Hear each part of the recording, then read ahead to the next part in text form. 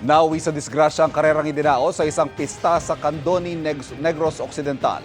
Patay ang isang minor de edad at sugatan ng 3 iba pa na lahat nanonood lang. Nakatutok si Eileen Pedreso ng GMA Regional TV 1 Western Visayas.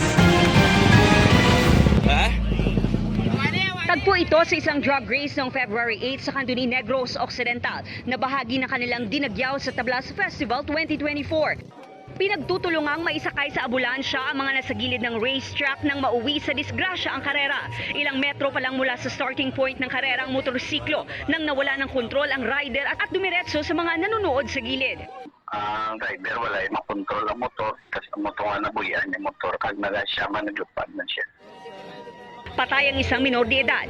3 naman ang sugatan, isang babae, isang tanod at rider. Ayon sa hepe ng Candoni Municipal Police Station, agad pinahinto ang aktibidad matapos ang aksidente.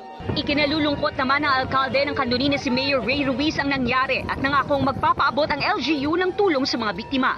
Dahil sa nangyari, pinagbabawal na ang mga event na ito sa susunod na taon.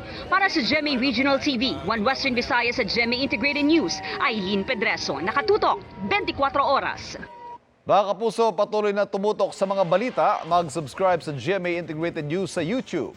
Sa mga kapuso abroad, samahan nyo kami sa GMA Pinoy TV at www.gmanews.tv.